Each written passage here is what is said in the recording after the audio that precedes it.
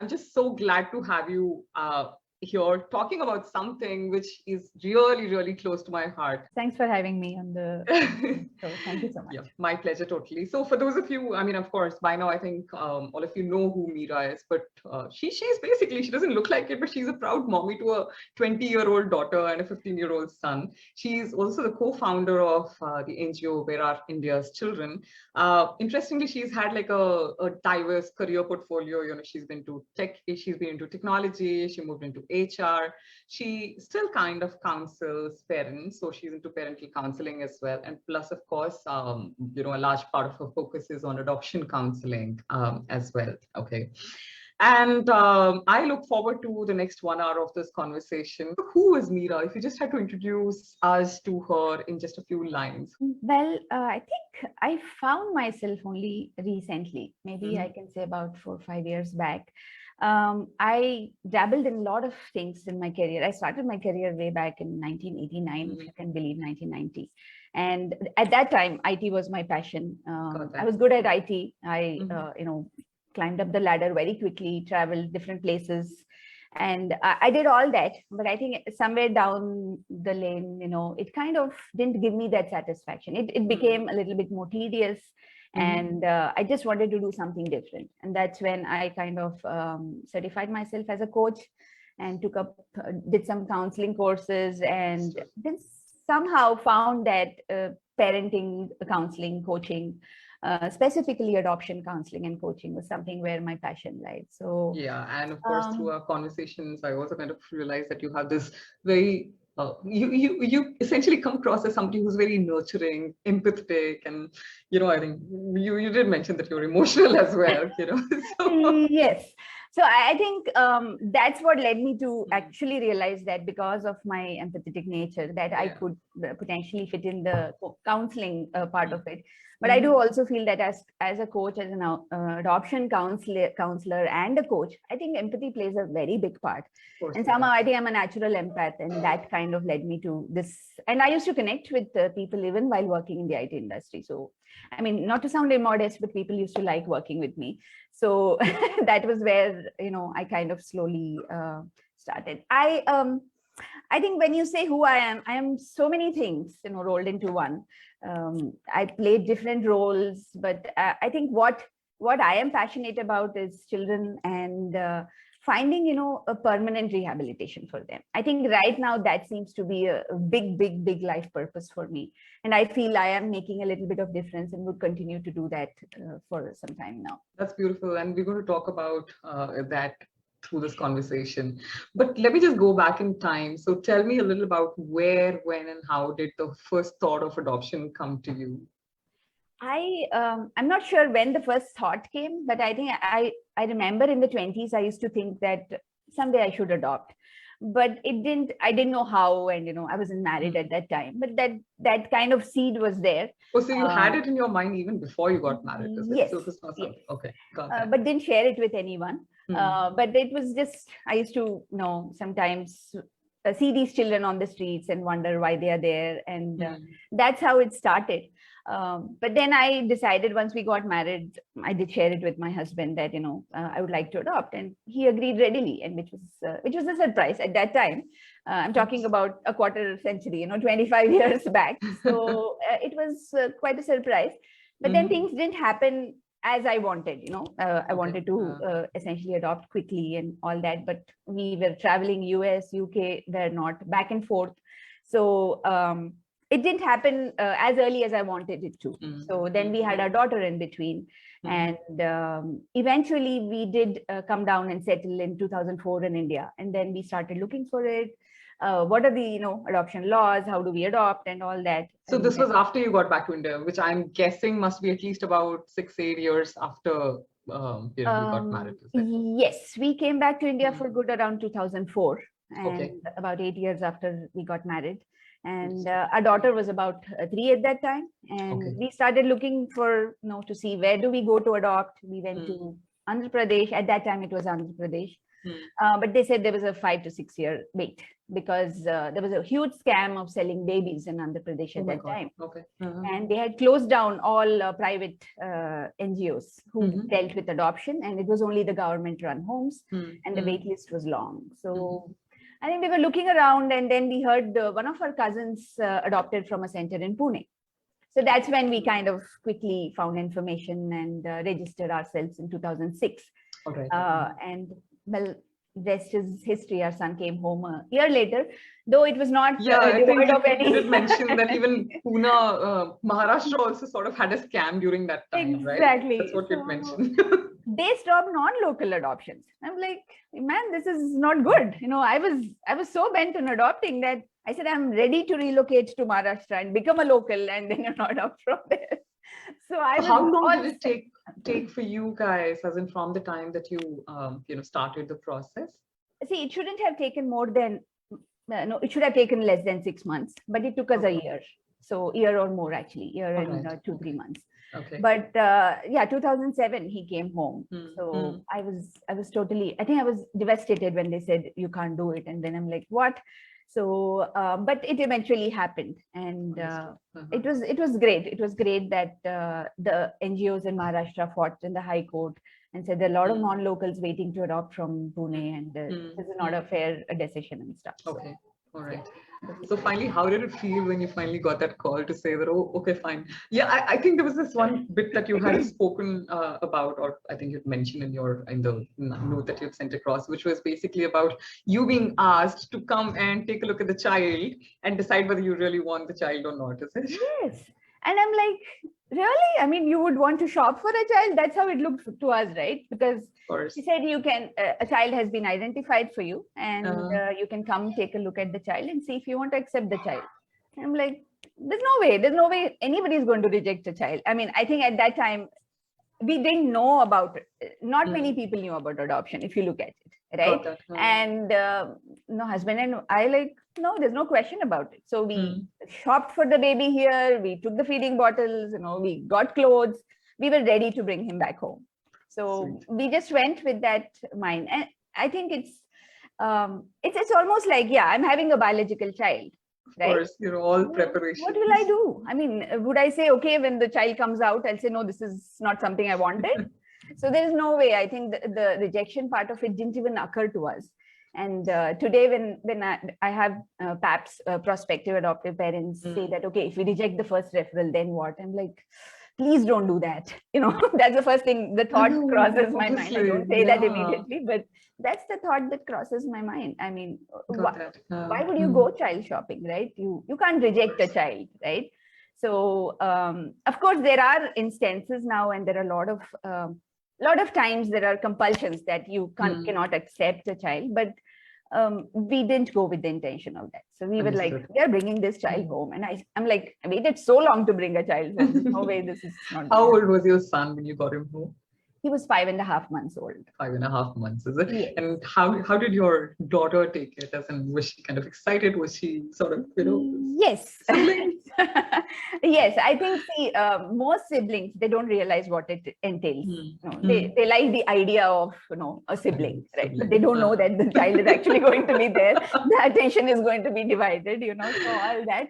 But she was, I think, very, very mature for her age. She was about 5.5. And she was like, okay, so we're going out of town to bring the baby brother back. And we said yes, and she was all excited, prepared for this thing. But I think the moment she set her eyes on him, I think that expression I will never forget. I mean, you did talk about that as well. I know you spoke so passionately about the time when you finally got to hold your son for the first time. Tell us a little about it. How did you feel as a mother? So I think it was more from, I was very nervous, to be very honest. I think I was very nervous because one thing the person who was the caretaker gave him to me and said, he cries a lot when he's hungry.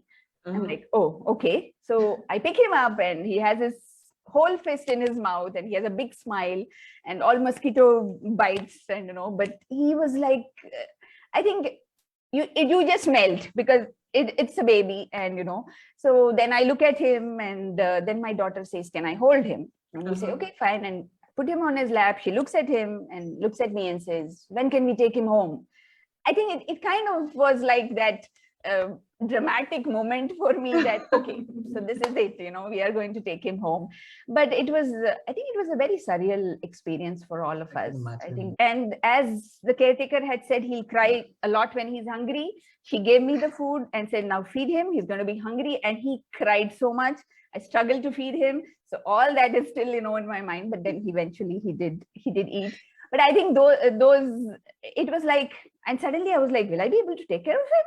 I mean, then I had lost practice, with the baby being home. In fact, I left him one day on the cot and I forgot that we had a baby. And like my husband Raj is like, where's the baby? I said, oh, I left him in the cot, so on the cot. So I think we kind of lost practice after Megha came home, and it's more than 5 years. It did take a little bit of time to adjust to the fact that, yes, there is a smaller baby, needs more care, needs more feeding, all that stuff. Yeah. So let me ask you this. How did your lives go through a transformation since you got your child home? I would rather hear it from somebody who is an adoptive mother herself. Is there a difference between bringing up an adoptive child versus, a child who you have birthed, basically? Absolutely not. Absolutely not. I think what happens is we attach too much information, too much, what do you call, importance to lineage, blood, Meera khoon hai types of dialogues from Hindi movies, I think. Genes, genetics. I think there's always been a debate, nature versus nurture, that still goes on. But I think as long as you are giving your 100% to the child, both children, right? Now I have one of each, if you can call them that. Yeah, right. And in a lot of panel discussions or a lot of talks I've been asked, don't you feel insecure about the adopted child? I said, first of all, I don't call him adopted. Like, second of all, what is there to feel insecure? If you've done your job right as a parent, right, there is not a chance that you will feel insecure about the child, right? So there is, we brought home a child, and the child was ours, period. Yeah, and once a child comes in, he or she becomes a part of your family, right? That's how it is. And I think, we were lucky enough. Megha was very mature, and she took to him, like fish to water. Of course, he is going to be jealous. There is another baby in there. Who is not? Are two biological siblings not jealous of each other? Don't they have sibling rivalry? It's the same. So I think as long as you're looking at it in the mirror of an adopted child, a biological child, there's always going to be that difference. But I think for us, it was about bringing a child home. Yeah. And again, I think it helped that there was no literature about it. It helped that there was not much information about adoption. I think that was our best, help. And today there is so much information out there, and there's so much talk about it. I think sometimes I find that it's very confusing for people who for a parent. Yeah, I understand. Because Google is become the guru, right? Take it? How did your families take it, Meera? When you kind of shared the whole thought of this. A lot of people ask us that. We never asked our families permission to adopt. We informed them. After registering, and towards the end, when we thought, okay, it's about 8 months since we registered, maybe 4 more months or 3 more months, the child will be home. We informed our parents, and my mom and my mother-in-law, and said we are adopting. And they said, okay, fine. And that's it. And even our extended family, my brother, Raj's brother, they were all very welcoming and open about it. So I think that way we were very, very lucky that and if they would have, I think I would have dealt with it in my own way. But I so think, glad. But I think we were extremely lucky and fortunate in that matter. And I think again, I've been asked that question, just to share this insight. I've been asked that question. So what if the extended family does not accept the child? Like, see, there's a fine line between not accepting and being rude and mean to the child. Once they cross that line, you have to make a stand.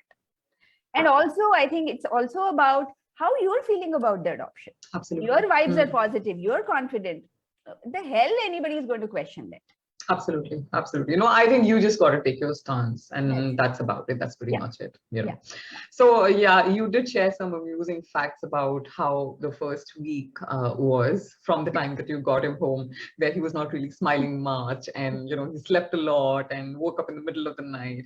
So I'm sure it must have taken you a lot of it must have been like a change for you overnight, right? So that's what I mentioned earlier, that, we were like, there's a baby in the house, it's like a movie title, there's a baby in the house. So it was a constant thing, right? You're going around the baby, you're watching him and all that. And it was, I think the first thing that hits you is that you have to feed him in the middle of the night. Yeah. And we had forgotten that about 5 years back. So there's an alarm, and you wake and feed him. And also just the fact that there's another little person that needs constant attention, I think took us a long time. Not a long time, a couple of weeks. But with Akash, what happened is, I think, it happens to the best of us, right? We go somewhere where it's very unfamiliar. Right. You take a little bit time to adjust. And I think that's what happened to Akash too. The unfamiliar place, the caretaker has changed. There's some ladies revolving around me. There's a little girl around. So I think he was a little bit trying to get used to the whole thing, and he wouldn't smile as much. But then I think after the first week, then he would look at us with like, I know you forever kind of, expression. So I think that was wonderful to see. And I think the other thing was also that you took some time off from work during that time, right? You took a sabbatical. I did. Fortunately, my company, because I was working for a friend of mine, and I was heading the product development team at that time. And I said, I needed 3 months off. I said, I can't leave the baby in a daycare. And he was gracious enough. But it was very hard to go back. I think I had gotten so used to the fact that, I was taking care of the baby, but I did work a little bit through the 3 months from home, not a whole lot, but still, I think it was difficult going back and trying to find a daycare and, trying to find a good daycare. We changed 2 daycares because I didn't like them and all that. So initially we started with an hour or 2. So all those feeding problems. But yeah, again, going back to it, I think it's the same for, it would have been just the same irrespective of where the child comes from. It is the same thing for Megha, Of course, 1 hour, 2 hours, same thing, the same drill again. But yeah, I did take three months off and then went back to work. And of course, year after that we moved. But it was more relaxed. I think I started working more from home, because then I could pick him up on time and things like that. And our daughter could come home straight from school instead of going to a daycare. She didn't like daycare too. Okay. So we did all that adjustments, and I could work from home even then, which was a good blessing thing. In disguise. Yeah, I guess so. Yes. So yeah, and I know that after that, I think you moved back to the US, and you thought that would be like a good break. See, I think what happens is we bring home the baby. At some point, there is a monotony to life. Right? Now you're used to the baby's, growing and all that. Yes, cute, walking, talking, all that happens. But then there is a monotony which sets, right? So you're trying to see, okay, what is it that I'm missing here, right? It's partly, yes, because I was probably in a job which I didn't like much. So maybe partly it was that, right? And so I thought maybe the move to US might make, make it better, but no, not really. It's the inside, right? I'm looking for something outside. And the inside has to change. So that's a realization which I had after a long time. I think once you grow older, those realizations hit you more. But the US didn't do as much good also because Akash kept falling sick in the US because of the cold weather. Okay. And with Raj traveling, even in the US, I didn't particularly enjoy parenting 2 kids now in the cold weather. So I decided to come back once I got an offer, but that was in the HR space. But I still took it. I said, I'm coming back to India for good. This time I'm not going anywhere. And that's how we came back after 3 years. We came back home. Yeah. And your husband joined you like 4 months from there. Yes, he joined us a little bit later. And but he did have a traveling job anyways. So pretty much a lot of it, my handling the home front has been pretty much alone. Up until the pandemic. Oh, well, the pandemic has changed a lot of things for a lot of people, I guess.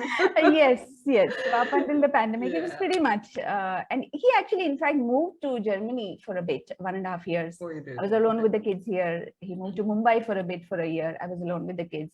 So I said, I'm not moving with you anywhere. So I'm not following you around anywhere, So I'm not Mary and I'm not the lamp kind of thing. But I didn't want to move with him. And I thought Megha did need that stability because she was growing and, she needed the friends, the comfort of her own, this one space. So we didn't move after that. Yeah. At least I didn't move after that. Okay. So at what stage through this entire journey did you realize that adoption was just not a dream for you, but actually a sort of a life purpose and something that you're like passionate about? Um, as I said, I think once I came back to India, I think I didn't really like the HR space because of the way I think traditional HR space is run. I think it was very corporate, and but that said, I think I did make a lot of difference bringing empathy and all that into the workspace. I think I made a difference, but it was tiring me out. And I do need to tell you a funny incident. And this was in winter, and we had come back. And I used to pick up my children at about 5:15, 5:20 from daycare. Both of them used to go to daycare right after school. And that day I got delayed, and I came at 5:45 and it was dark. And Akash was like, "You came to pick us up in the night? No, you didn't come during the day." So like, okay, I was taken aback a little bit. I said, but it's only 5:45, So I think those kinds of small incidents, and he didn't like the daycare. The day used to start when I used to dress him up to go to school. I don't want to go to the yellow building because that building was yellow in color. Yellow in color. It was horrible. He would hate it, and Megha didn't love it either. So somewhere, that was kind of something took, priority over this one. So I decided to actually quit.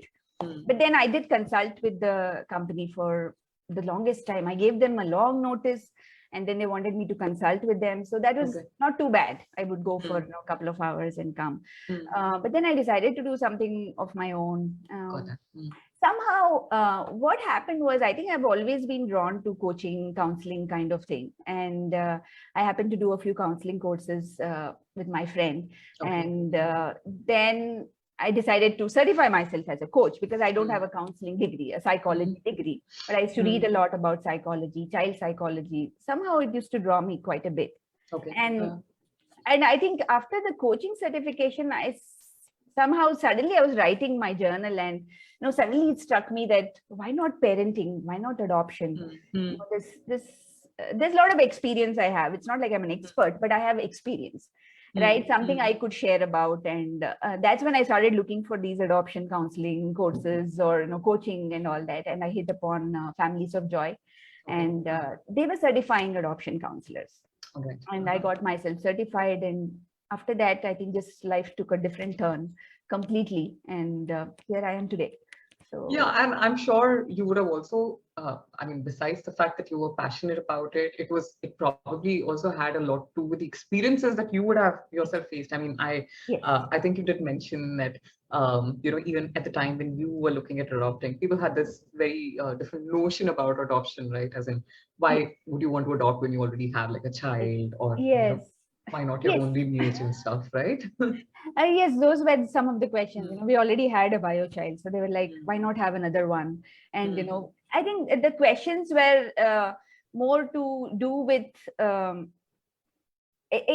don't think they knew better, right? Because not many people adopted as frequently at that time. It was rare. So it was more about, you could have had your own. Why did you bring home a child? Do you know his parents? Do you know where he's come from? So those were some of the questions. And well, yeah. See, I think I used to answer it based on who's asking the question. If I don't have to keep a relationship with that person, I don't even need to answer the question. Of course, yeah, absolutely. So yeah, if it is somebody close and I feel that, I owe it'll be good to explain to them, I would do that. And it was, but thankfully, I think nobody was mean, rude, or things like that to Akash. And he was a happy child. Happy child. So I think that made all the. I just wanted to kind of ask you, it was just a thought which came from my head. At what stage did you actually speak with Akash about the fact that he's adopted? Did he know it from the beginning, or did you kind of wait? And how did you really sort of disclose it to him in that sense? Actually, as early as he was 6 months, I started telling him stories about, it was called Akash's Story. And it involved more vehicles. We went on a plane, a bus, and I would show him all those small vehicles. And it was a bedtime story. So it was called Akash's Story, how we went, brought him home. We had asked for a child, and then somebody called us. And so it became a very integral part. So every day I would tell it, every night without fail. And it so happened, I think, when we were in the US, I remember this one night, he was about 2 years. And I said, okay, so let's do Akash's Story. And he was in bed. He said, no Akash story today. So he was very clear. And since that day, we stopped telling him Akash's story. But he, I think, somehow integrated it. Also, we would celebrate his homecoming day. It falls in April, and we would call it homecoming day. And the day you came home, and we took him to the center he was adopted from, and say, this is your first home. So I think it was an integral part of our life that, he needed to know that. And this was something the social worker advised us. So Meera, was this, okay, yeah, I was just about to ask you that. Is that something which came to you by yourself, or was it someone who advised you to kind of? See, we always knew that he had to know, right? But then I think the social worker had to give that cursory counseling kind of thing. So she did say that. She said that, please disclose to him. And she also said, don't ignore your first child. So there were two things she told us, and we followed it to the T, right? So, of course, she didn't say start at 6 months. That was something I was doing. It was like it was almost, sometimes I would sing it like a lullaby. Not that I have a great singing voice, but I would do it like a lullaby, and he would sleep off. And I think he had integrated it so well that we didn't need to sit him down and say, look, you were adopted. I get that. And it's so beautiful. We were just sharing it just before we got onto this conversation that both the kids are now a part of your campaign, right? In the sense, they speak about adoption and all of it. That's beautiful. Yes. Yeah. So anyway, so coming back to where we left it, so you did your adoption counseling, and I mean, of course, what I heard from you, I think you worked with them for a couple of years as well. And that sort of pretty well was the beginning of a new life for you, right? Yes, absolutely. I think it just opened somehow. I think when I would talk to a parent, a prospective parent, or a parent who had adopted and was talking about it, somehow it would just, I think the passion would just be so overflowing. I realized that this is what I had to do, and this is what I want to do. Kind of work in this space. I didn't know what it was. I don't know if I would have done adoption counseling my entire life if WIC didn't come along. But I think just talking about adoption and sharing my experience or counseling parents about adoption, I think it would I would be in a different zone. I would be in such a different zone that, I think people noticed. Right. So I think it just took over my life in a very, very different way. And fortunately, I met Smriti and Protima, and somehow the campaign kind of started in 2018. And just life, I think I didn't plan anything. It just happened. And I just, it was a flow. I just said, okay, let me see what happens out of it. And I think it does give you a meaning, a purpose, or rather me. Yeah. And hopefully it stays that way till, I know we can't change a lot of things because we're working with the government. It doesn't happen very quickly though. I can't say we can't change, but it doesn't happen very quickly. It's a slow process. And, you did share earlier that I think the whole CARA was actually set up just about 6 years back, right? Yes. That's when they started. 2015. Yeah. See, CARA was there before, but the fact that you have to adopt through the centralized caring system was in. So for those of them who don't know what CARA is all about, could you just throw some light on that? So CARA is this resource authority. It's called Central Adoption Resource Authority, and it's a wing of WCD. So it's a part of WCD, that is Women and Child Development Ministry, and it comes under that, and they take care of adoptions. That is after the children come into the legal adoption pool, and they have a system portal called Carings, and this is a child adoption resource guidance system. So they parents who want to adopt have to go register on this Carings portal, and then the process takes its course. So there is different steps to the process, and this authority or the CARA takes care of children who come into the legal adoption pool. They match these children with parents who are waiting to adopt based on the preferences. So there are a few preferences the parents can choose, and then they match. It's all an algorithm based. It's on the system, and then they give out what are called referrals, and then you accept the child, parents. They're called PAPs, prospective adoptive parents, and they accept the child. Oh, that's a commonly used terminology. Used terminology. PAPs. Got that. So right now it's all very centralized, very streamlined. I think that process CARA has done extremely well. And of course, there are glitches these days. Technical glitches have become part of the system. But at least the process has been streamlined. When people come matching, and that is fairly transparent also. Okay. But at the same time, children are not coming into the legal adoption pool, and that's where WIC is doing work. Okay. Because today the legal adoption pool barely has about 2,000 children in Kara, and the number of waiting parents, an RTI in June said 27,000. 27,000. Yes. Wow. I'm sure. So today it's a case where people are there to adopt, yes. but yes. you don't have children in that pool, is it? And yes. how do you qualify children who come into the pool? Because there are different categories of children who should be coming into the pool: abandoned, orphaned, and surrendered. These are the three categories of children in shelters, child shelters in India, should be evaluated for adoption, and they should come into the legal adoption pool. Okay. So this is irrespective of their age. From 0 to 18, every eligible child should be going into the legal adoption pool. Okay. But unfortunately, or no, whatever, I think the mindset of the people, people prefer 0 to 2, right? Okay. So they are looking for children 0 to 2 years, and that is the smallest pool we have. Oh, I think as of October, there were about 189 children in that pool. So you're talking about at least about 90 to 95% of the parents waiting for that pool. God. Okay. And this is one space that your NGO is kind of actually working towards. Yes. We are also, though, that said, we are also advocates of adoption of older children. We can't call them older children, children above 6 years and special needs. So we do want to advocate for that, because in India, the maximum number of children available for adoption today are these children. Are children above 6 years and also special needs. So we do advocate for that, and children who are not coming into the legal adoption pool are more from these childcare institutions or shelters who house children above 6 years. And they have, it's partly a mindset problem that nobody will adopt these children, so why bother? And partly some of them do not know the process and do not know how to take this forward. So we are trying to do both. We're trying to do training. We're trying to deploy technology. We're trying to change the mindset of people by doing these trainings. Yeah, because I just wanted to understand a little more about this from you as well. Like obviously, I'm sure even parents or who are looking at adopting a child would perhaps have this mindset or inhibition, thinking that, okay, if a child is already a certain age and upwards, would the child really be able to come and adjust to new environment and stuff? Is there any merit to that thought, or do you see that the journey is any different if you were to be bringing home an older child? See, it will be different. It will be different. Let me be honest about it. It will be different because the child is more aware, right? As a baby, when you're bringing home the child, you are nurturing the child, and the child grows up with you, and whatever way you're disclosing the child to the child, it happens, right? But then when you're bringing home an older child, yes, the child is more aware. The child knows the child is being adopted, right?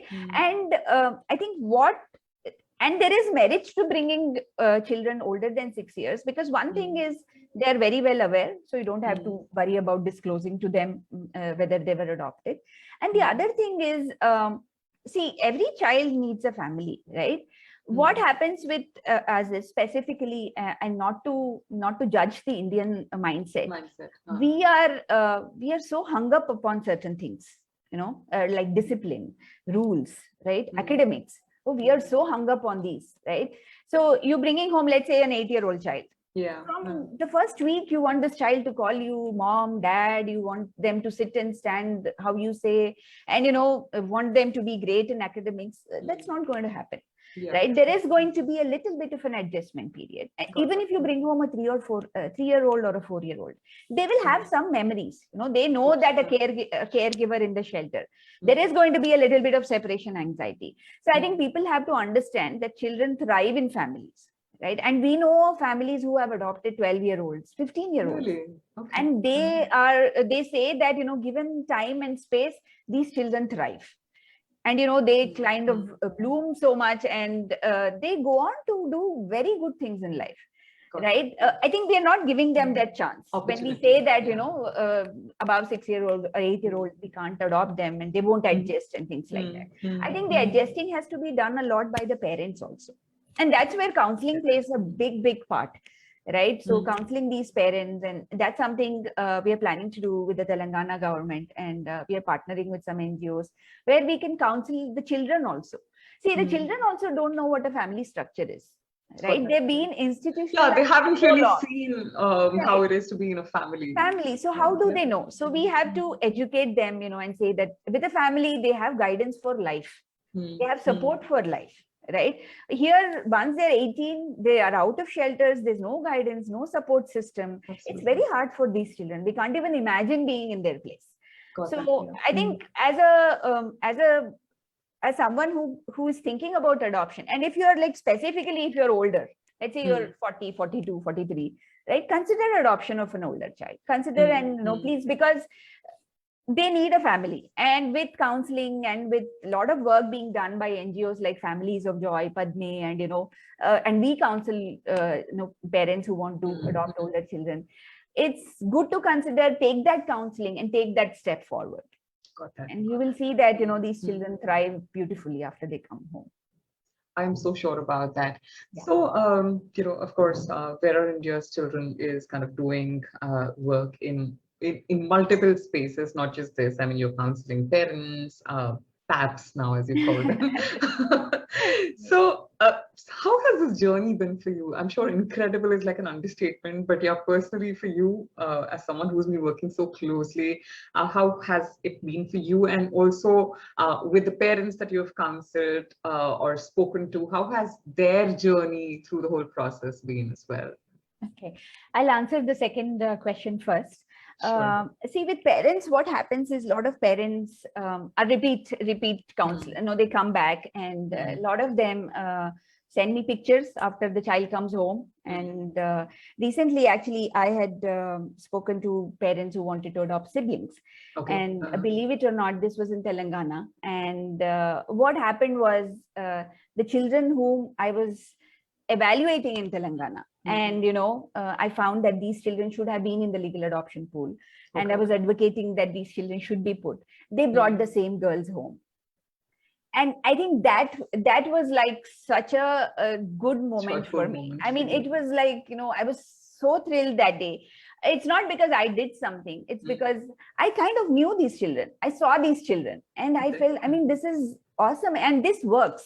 The fact that every child getting evaluated for adoption eligibility, if they are eligible, they should be going into the legal adoption pool, no matter what, right? So I think it gave me a kind of a satisfaction that this works. The work I'm doing works, and if done the right way, children will reach family. And today, those parents, I speak to them sometimes, and they're so happy with these girls and their siblings. They're about 7.5 and 4, and they should have actually come home to a parent long back. Yeah, long back. They waited for 2 years. But they were not even there in the adoption pool, as you're saying. Yeah. Right. And as soon as they got into the adoption pool, they got referred, and this family brought them home. So I think that I said, why I'll answer the second one first, because it's tied. So this journey is like, there are ups and downs. There are days when I'm very, very demotivated, very depressed, very discouraged. I will not lie. Right. And I am so down that what the hell is happening, because nothing moves. Right. Why is this not moving? Why is the system so slow? Why don't they understand that you are supposed to work in the best interest of the child? And it's almost like, I want to take the system from them and say, no, this, you have to do this. So there are days when I'm extremely demotivated, very discouraged. But then I look at some of these stories and say, no, I mean, this has to be done. And somebody has to bell the cat. And maybe I was given the opportunity by Smriti and, to bell the cat, and maybe I should be doing it. Right. So the journey by itself is, as I said, there are ups and downs, and not because I don't want to do this. It's because the system does not cooperate sometimes. And I am demotivated by the system, the slow moving system. And where, I think, and it also comes from probably my corporate background, right? You have timelines and projects. Deadlines and targets. Yeah. I'm like, why can't they understand this? This is a child you're talking about, it's a flesh and blood.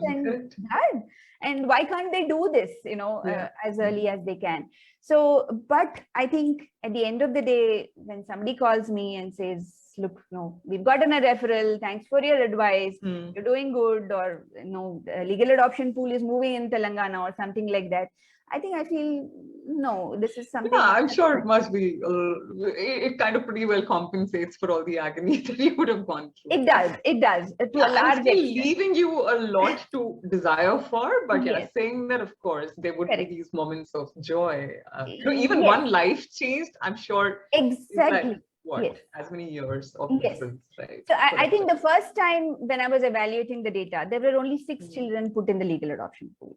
And Smriti was sharing in Maharashtra, there was only 1 child. But then we looked at it. There is 1 child. There are 6 children. So that is how it is, 1 child at a time, you know, if we can change these children's lives, right? And because they are in shelters for no fault of theirs. And people like us have put them in the shelters. When I say us, it's the society at large has put them in shelters. So why are they being punished, right? So that's how I've started looking at it. And again, I'm not a saint, and there are times when I'm like, should I not do this? I mean, this is getting crazy. But I think there is an inner voice which says, no, Meera, this is it. You know, that's how. And you did share that you draw a lot of inspiration from the experiences that you have with these children and with the parents and stuff, right? Yes, because see, and also because I visit this adoption agency and I do the data evaluation for them. I think every time I go there, it's a very humbling experience to see these children.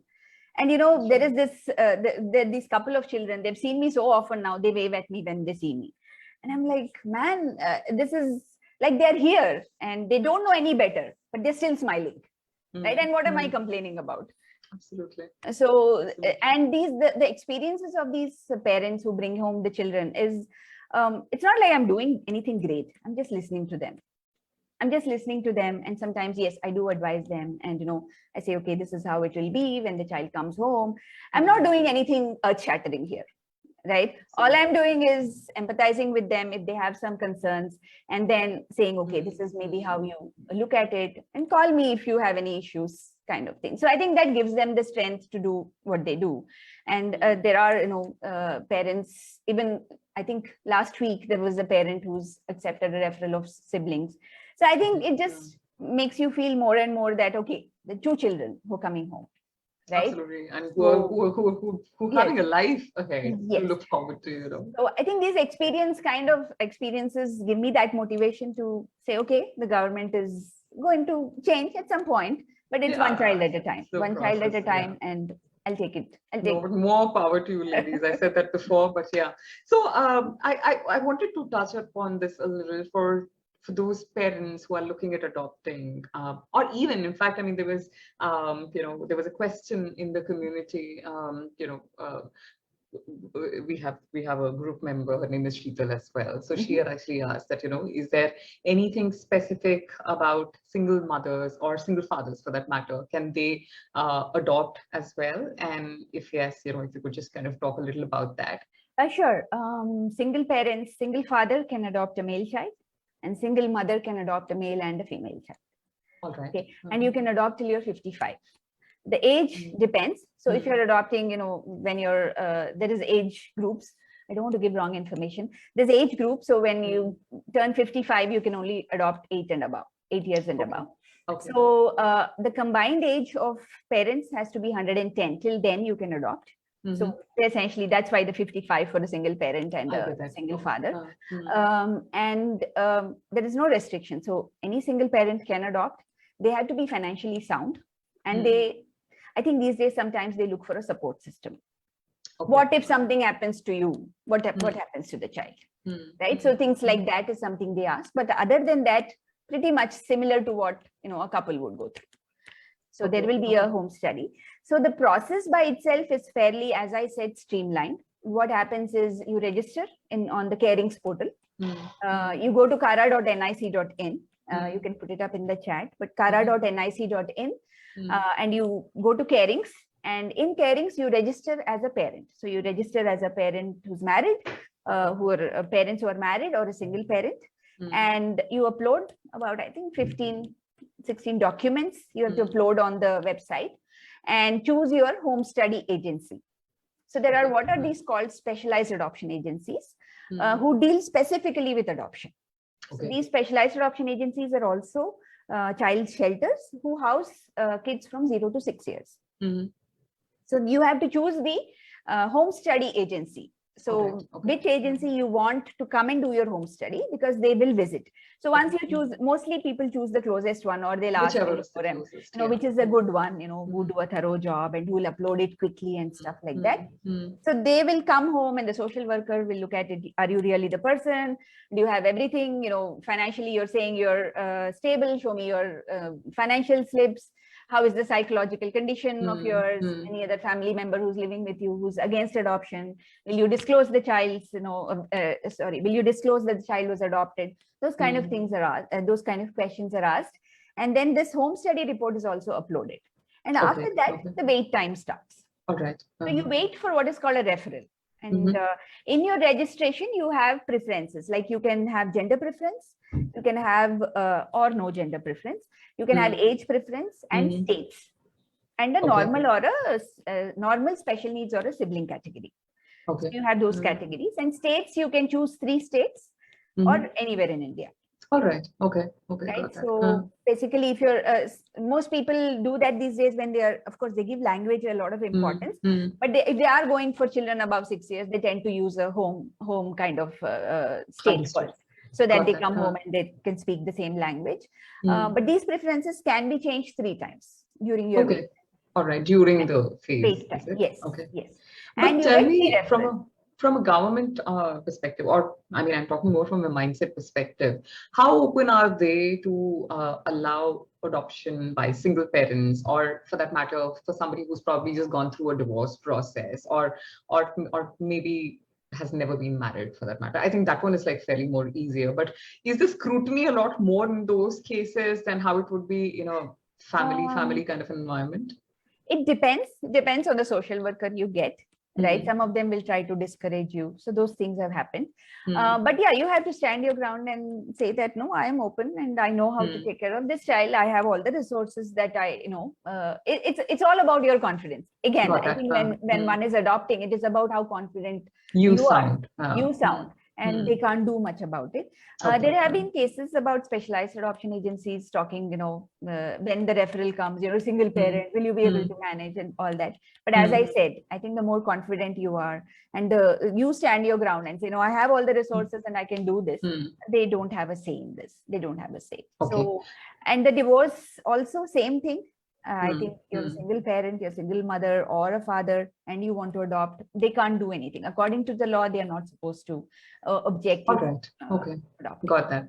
And when you talk about financial stability, I mean, is there like a slab, or is there some sort of I mean, I'm sorry if that's kind of a little out of context. No, unfortunately, no. A lot of states are asking for that, a ceiling kind of thing, because you don't want a child in shelter to go again to an impoverished kind of family, right? So they are asking for a ceiling. Looks like each state seems to have their own ceiling. So like, for example, Telangana has a ceiling of 2 lakhs per year income if somebody wants to adopt. But then you're also looking at, because the entire system is online, you're also looking at some literacy there. Right, they have to do a lot of hand holding for paps who are not literate or cannot handle a computer. So those issues do come. So I think a lot of agencies are asking for a financial ceiling. Right now, there is no financial ceiling. Okay, got that. Sure, I think that sounds good. That's helpful as well. So what does the way forward look like for Where Are India's Children? What do you have on the cards? See, right now, what has happened is, as I mentioned, or if I didn't mention, we have a technology prototype, which essentially is telling the government that this is how you can actually present the data. You enter the data like this, you have the dashboards. This is information on the fingertips, right? Today, I ask a commissioner or a special secretary, how many children are in your shelters in a district? He won't have the answer. She or he won't have the answer. Right. So if I ask in a state, they will have to call every district in the state to find out. Oh, is it? So there's no centralized information pool anywhere. Right? Right now, today, there is no verified data. See, they might have a ballpark number, but they don't have a verified database of, how many children there are. And if they even have a database, there are no insights, no intelligence in this database. So our prototype actually, what it has done is taken some indicators, child indicators, and some guardian information, visitation and things like that. Mm. And said that, okay, these are the children who should be evaluated for adoption. So it's a rule-based engine. So we have actually created that prototype, which in fact, when Smriti and Protima went to the WCD Maharashtra and presented the prototype, they were actually, they didn't want to wait for the product. Okay. They said, please deploy this prototype.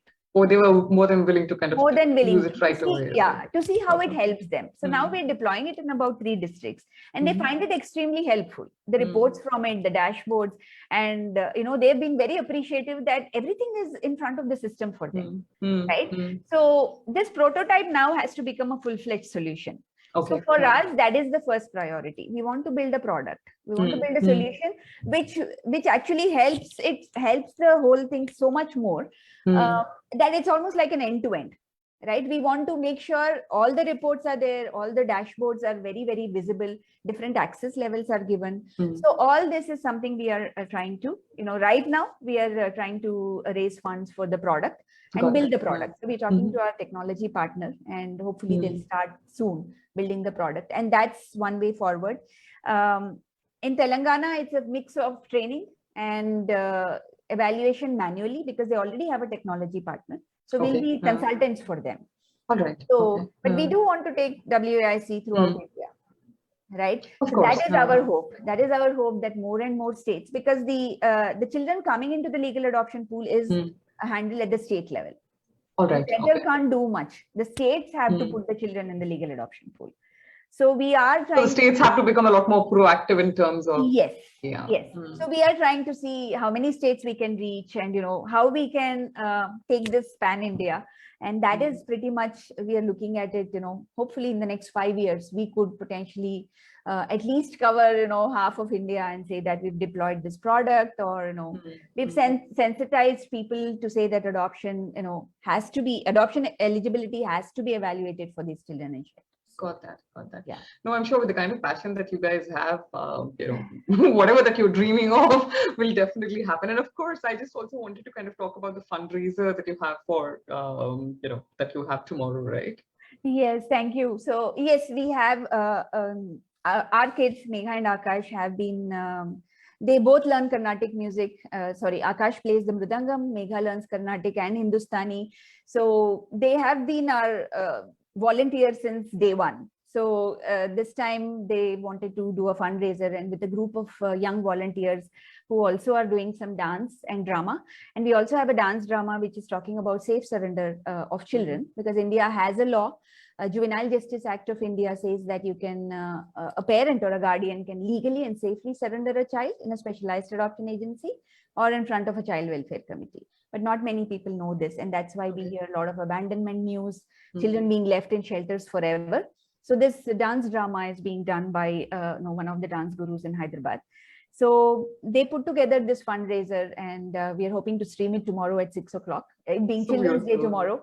So what better day we can pick? So hopefully. Absolutely. Do share the link with me. I'm happy to sort of, put that up in the, group notes as well. I see Shilpa on the Zoom call. Shilpa, are you there? Catching this online. Thank you for this session. This has been very informative, and I have gone through the journey myself in the last 1 year, 1+ year now. My daughter is with us for 1+ year now. Ninth is when we celebrated her homecoming. A lot of things you spoke about just resonated with me, because I intuitively did whatever you talked about, and similar experiences to say. Yeah, and good to know. Congratulations. Thank you so much. And she has an adorable daughter. Actually, to me, she's my daughter, and I do not think of too many complications what can come up in future. I just enjoy the moment right now. What I have with her, she's my daughter. She's going to have the values that I'm going to bring in her. So I don't worry too much about future. Absolutely. Yes. So, and she's a very happy and smart child, and we are really enjoying this phase. She has doting parents, and she's blessed. One thing I would like to put across is, I think today the adoption, from the time you had completed your HSR to when you get the child, the time is very, very huge. There are several petitions lot of us parents, adoptive and who are in the waiting period, I think we've been putting it. I think the whole process takes so long, and in whatever areas you can put it forward, because that will definitely help a lot of parents. No, absolutely, because we are the specialized adoption agency I'm working with in Telangana, right? So there's a lot of sensitization we have to do. So for them, as you said, it's a day-to-day job. For us, we look at it and we say it's a child's life, right? Yeah. And also a PAP's apprehension, and the whole. We have our own anxiety. How exactly. I will handle things. Right. And things like in that. fact, I'm going to do a training in a couple of weeks where I'm going to train these people on how to do a home study, how to be more sensitive, how to talk to the PAP properly, so that they don't feel very anxious about it. On the home study, I had a very good experience. Correct. Just the experience when I got a call, you're getting a child. And that's the time I least expected it. I was on a most mission critical kind of a project, which took me some time to first fathom that, because I stopped giving up hope that I will get a child. If you from the other side, if you look at it, it's not very easy. They don't understand the anxious parents and the kind of patients they have. So I think that's the space in which these guys are like working towards making it a little more streamlined. And I think bringing in technology, I think thanks to the backgrounds that they come with. Yes. See, CARA by itself is just a regulatory body, right? They don't have control over what the states are doing. They don't look at why children are not coming into the legal adoption pool. So that is where we are hoping to make a little bit of difference. And I am doing a PAPS counseling workshop also. So hopefully, to see, I think I so understand what you're saying. You are anxious, you are apprehensive, and nobody to give you that information on the other end, and they are like ho jayega types, so I think so it'll happen when it has to happen. Yes, completely understand that. Hopefully they'll hopefully we'll make a difference at some point. But I'm sure you will. Thank you so much, Shilpa. It was nice to see you. Yeah. Thanks. Thank you. So, the last question that I wanted to ask you, of course, we've spoken so much about adoption and everything else, and I know we are well past the 1 hour mark, but you're saying that I can't go off without asking you this question. So what keeps Meera busy when she isn't, counseling parents for adoption or being a mom to the kids? What do you enjoy doing? I've actually started writing a bit in the past few years. So I do write small poems and short stories and stuff. I do that, and I meditate. I practice meditation every day. I don't know if it helps me, but sometimes I feel it doesn't, but I do keep at it. I do like to watch movies with my kids, and we enjoy spending time together. But most of the time, these are the things I dabble in. I love music. Kishore Kumar is my favorite singer. So I go back to listening. So have the kids picked up a little bit of your musical taste as well, or they have their own choices? They do have a lot of their choice. I don't understand, especially the Western music. But they do have, Akash is totally into Western music, though his Mridangam is Carnatic music. Meera does a lot of mix. So she, if you catch the event tomorrow, you can see, you can hear her sing. But I do mostly enjoy only Indian music. So I do listen to Carnatic, Hindustani sometimes, and Kishore Kumar. Those are my favorite genre of music. So these are some of the things I do to keep myself a little bit on the lighter side, which hasn't happened a lot in the past few months. And I'm trying to get back to that and say, okay, I need to, do this a little bit for myself. No, when I'm speaking with you, I just have this feeling that you're like the Ma Durga with like as many hands and multitasking and juggling things. I do that though. I do that. I have to admit, I do that. I do that, but I guess that's something most women are, kind of wired to do it. Absolutely. Right? And but again, the pandemic has changed it, so I have to thank the pandemic for it. Yeah, I'm kind of reading between the lines there. Yes. But hey, honestly, such a pleasure to have you here, Meera. I think this has been an incredible conversation. And as I said, it's just more like a dream come true for me, because I have really been wanting to speak, get this topic here in the community for such a long time. And I mean, of course, I know Protima was supposed to be the one coming in here, but I mean, trust me, with all the conversations that I've had with you, I guess you would have spoken the same language irrespective. But yeah, saying that, I think very, very helpful, definitely. Thank you so much for having me. I think I didn't even know the hour has passed. But, thank you so much. My pleasure, totally. Yes. And wish you the best for tomorrow's event. And do send me the link. I'll make it a point to kind of put this up there. Thank you so much. Take care. And thank you so much, everyone who joined and out there in the community as well. We'll catch you on the other side. Take care. Bye-bye. Yeah. Good night. Good night.